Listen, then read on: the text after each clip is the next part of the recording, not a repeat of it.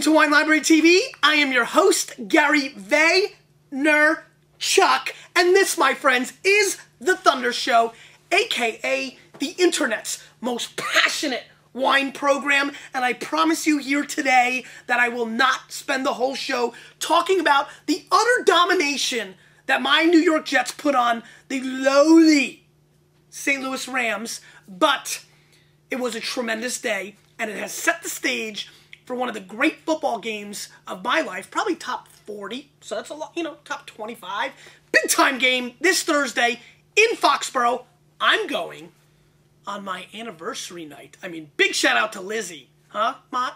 Is that a wife? It is our anniversary, our 4th wedding anniversary, and we will be in the stadium in Foxborough getting booed at and thrown beers at as we root for our New York Jets. Now you know why I married her, besides the fact that she's the greatest of all time. Clearly. I mean, that's an amazing wife, Mott. You think your wife you'd be able to, yeah? She's pretty awesome. She is awesome. Awesome. All right, I'll tell you what else is awesome. Awesome is this. Awesome is when you get pigeonholed into preconceived notions and you break out of them. And let's see how I break out of this, because I've been shocked reading over the last trillion emails that I get. I did a lot of email work. I'm really behind, but tomorrow I expect to catch up. So if you got an email in my inbox, look for it to get answered tomorrow afternoon. That so many people think I don't like California Chardonnay. And that is a huge misconception. As a matter of fact, I'm probably a pretty big proponent of California Chardonnay. It's just I love Chablis and I like steely, flinty Chardonnays, and California wines tend to get a little oaky and over the top. And so, but there's a time and place. As long as they're not too gooky and gooby and, too oak-defied and too hacksaw Jim Duggan in your mouth and too much buttered movie popcorn in your mouth, I tend to like them. I think that a lot of times there's not enough acid for my palate, but they're very good wines. And so what I did today was I picked out 3 wines that are in that $25 to $35 range, which is where I tend to find Chardonnays that I really get excited about. 3 wines, all scored very highly, 91 Spectator, 90 Spectator, and 92 to 94 Parker, which is a 6 score. 3 wines, really great pedigrees. All 3 wines have produced Chardonnays that I've liked in the past, so I'm trying to set the stage for an episode, a show where I'm going to like the wines. I'm excited about it, and I don't see any reason not to get into it. Mott, let's link up the Thunder Cruise. We've got more information there now on the Gary V. Thunder Cruise page. We've started announcing some of the wines we're going to have. I've added a couple of talks. It's going to be a lot of fun. So Mott, link it up, baby. And other than that, I hope everybody had a tremendous weekend, loves their family, and I am not looking forward to this Friday on my 33rd birthday, Mott. I'm very upset about that. Okay, let's get into it. First wine, Truchard, 2006 Chardonnay, Carneros.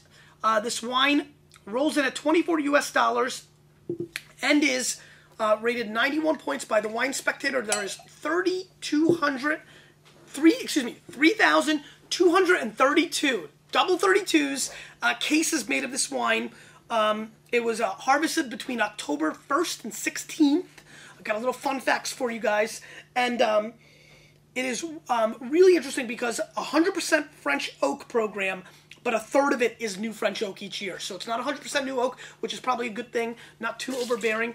Big rinse. But Truchard has consistently pumped out some of the better $20 Chardonnays that I've tasted. I've liked them quite a bit in the past. I think it's a very good producer. Let's take note of the color. Very nice, golden pale, apple pretty. Let's swirl, Mott. Let's show them the swirl skills. Some of the best in the East Coast, I've heard. One of the great swirlers of our time. I will take credit for it.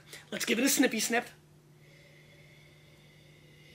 Right off the bat, the thing I notice is that there's a little hint of oak and butter, but not too bearing. I almost get like a baked apple component coming through on the nose. So, Mott, I don't know if you ever had baked apples. My grandma was big on those. Big thing. And Thanksgiving, I'm probably going to have some in a couple weeks. Very big thing in the Vaynerchuk household, little baked apple action. And I get that coming across a little bit. Almost like a baked apple squirted with a little, bet you call it not butter or whatever it is, like fake butter spray. So I get a little bit of that, little hit of that butter, a little charred wood, definitely the apples, and a lot of peach fuzz, a good little peach component, which I like quite a bit, makes it very aromatically interesting. It's a good nose, I like it. There's definitely a buttered oak component though, we're not escaping it. It's definitely there. but I wouldn't call it the oak monster either. Let's give it a whirl.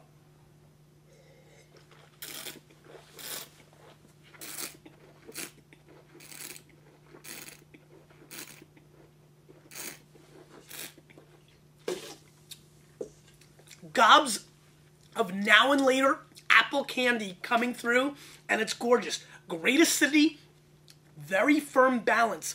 This has a very intriguing melon, cantaloupe flavor in the mid-palate that is riding it to the finish. I mean, just like gobs of like honeydew and cantaloupe in the mid-palate that are absolutely gorgeous, very focused fruit.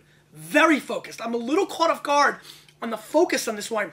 Now it's ending. As I pat and I pluck and I yap, I am getting a little hint of a little butter and a little bit of cedar box coming on the back end, but it's balanced. Oh, by the way, I sat with Thomas Jones's parents at the game yesterday, which was a lot of fun. Him and his dad look exactly the same. His dad was really serious. The mom was pumped. It was awesome. Let me give a little shot one more time.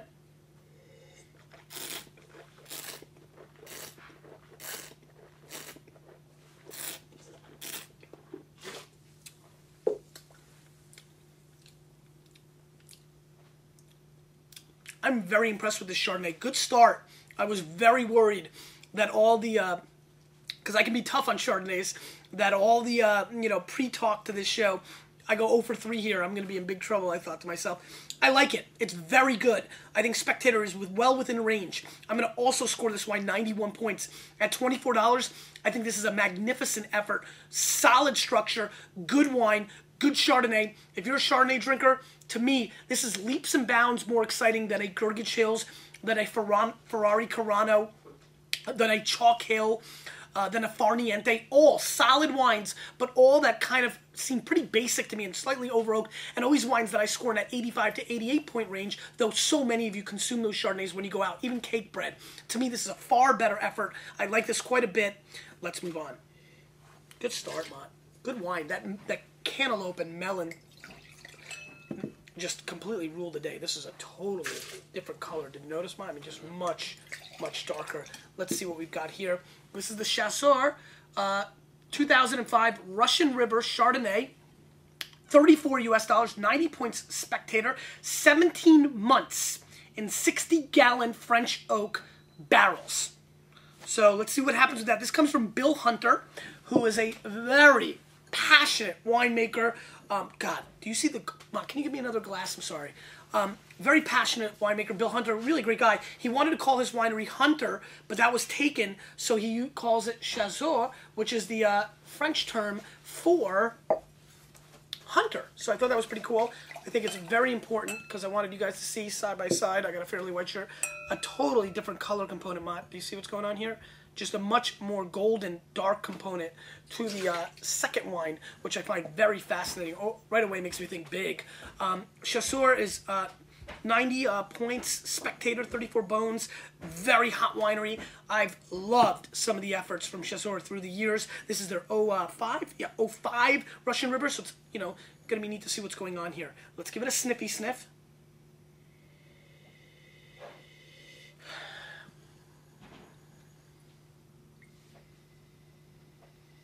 Comes across a little medicinal, though it's not shot in any way or like that. I also get a rubber band component coming through on the nose, so it's a very interesting nose. Caught me completely off guard. I do get a little bit of white flower as well,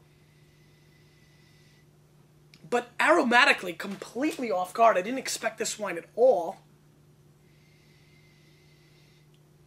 I do get a little bit of pear on here as well. Fascinating. The rubber ball thing is coming through in spades. Let's give it a whirl.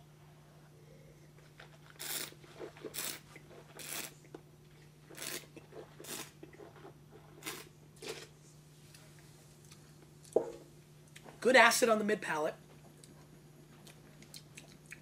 A little bit of oak coming through on the finish. Give it one more shot.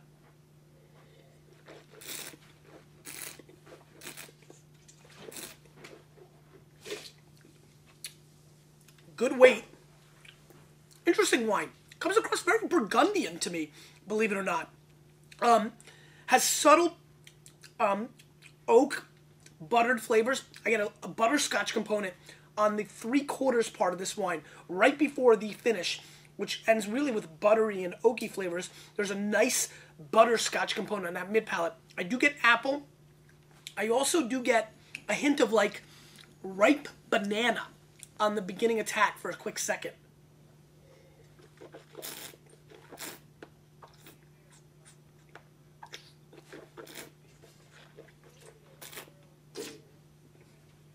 It's a solid Chardonnay. It's missing something. I can't really put my finger on it. It's a little hot for me on the tail end, just a hair, but it's room temperature, so that's exaggerated a hair. It's refined, it's elegant. You know, it's solid. It's like a good 300 hitter that hits 19 homers and plays a solid outfield, but you never talk about them. They're just a role player, a good role player. To me, this kind of fits Ben Francisco from the Cleveland Indians, though he bats a little lower than 300. This is just a solid role-playing Chardonnay. You know, to me, I think spectators are a little high. I'm going to go 88 points on this, 88 plus. I like it. I would not pay the $34. I think the True Chard definitely outshines it. It's very good. I think a lot of people will like it. I'm not worried about it. As a matter of fact, again, trust your own palate. I have a feeling I'm going to be in the minority here. The little extra smoky wood that is probably turning me off just on flavor, just the flavor of it is not killing me, is probably the flavor that's going to hook a lot of people. Back to that Farniente and Gurgage Hills, this is probably what gets those people crazy and throw panty on stage to those wines. That's kind of what this does. It's solid. I don't know, there's something about it that's not killing me, but only so much wiggling I can do. I'm going to go 88 plus. Let's move on. Sabraggio, from the Sabraggio family. Ed Sabraggio, the winemaker forever at Beringer for their premium wines, especially known for those. Sabraggio Gamble Ranch, which is a tremendous vineyard, 2006 Chardonnay in Napa, $32 US, 92 to 94 points. Robert Parker. Let's see what's going on here, Mott. Mott, I got you on that panties on stage comment. Nice bottle, nice and heavy, huge punt. I feel like I can fit my whole head in there, Mott. Very popular. You know, the big punt. Very popular. I hope the Patriots will be doing a lot of that this Thursday. Big punting. Did I rinse it already? Let's rinse it again. I'm already like halfway through this bottle. Totally wasted on my punt jokes. Let's give this a sniffy sniff, because that's what I like to do with wines. I like the aromatics. This is a good time for me to segue for all the new viewers. I do believe that most people are missing out on the sniffy sniff. The nose, the bouquet of a wine. And I think that's really a major part of the overall experience. I kind of equate it to going to the movie theater and watching the previews. If I miss the previews, I am one sorry, angry sap. It's part of the overall experience. Actually, one of my highlights. I tend to like the previews even more than the movie. To me, not smelling the wine. And I'm not talking about the smell that all of you guys are doing out there. And you go. I mean, I'm talking about really getting in here. As a matter of fact, on that quick smell, yep, I'm picking up a really interesting component of this wine, which I see at times in Chardonnays. I'm getting a gorgeous ginger component. Really obvious. Come on, tell me if you smell this. When it's this obvious, I feel like maybe, I'm curious if you would pick it up. Do you get like a real heavy ginger component? You getting it? Yes. You are? Mm-hmm. Nice. So, I'm getting a very solid foundation of ginger coming through on the nose. I'm also getting a really pretty pear flavor coming through on the nose. You got that too much? Almost like pear puree. Almost like pear sauce. Like applesauce, but pears. So like pear sauce. Ginger for sure. I mean, I'm getting a heavy dose of ginger. I almost get a vinegar component. Like a little bit of a vinegar thing going on, which is fine. Almost oil and vinegar. Almost like my salad dressing is coming through here. Definitely some oakiness and definitely a little bit of butter. Butter stick. Let's give it a whirl.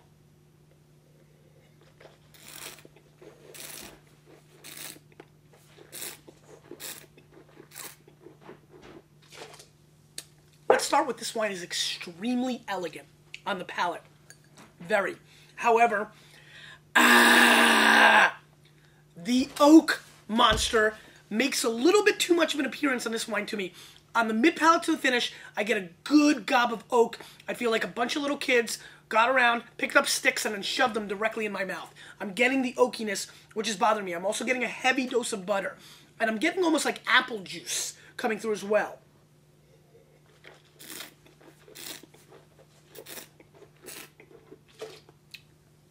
However, it should be noted that the elegance and creaminess of this wine is unparalleled.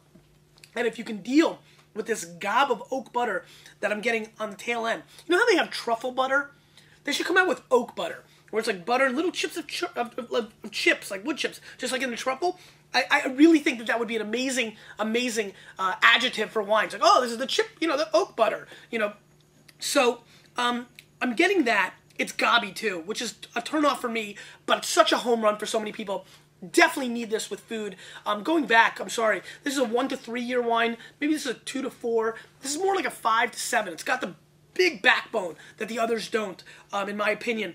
But boy, I'm almost getting brain freeze. I'm almost getting like butter freeze. Like this is giving me a little bit of a slight headache when I get this much oak and butter. To me, that's a little bit of a turnoff. I just can't see myself drinking more than 3/4 of a glass of a wine like this. And that's the ultimate problem. It is not undelicious, whatever that means. It is not a badly made wine.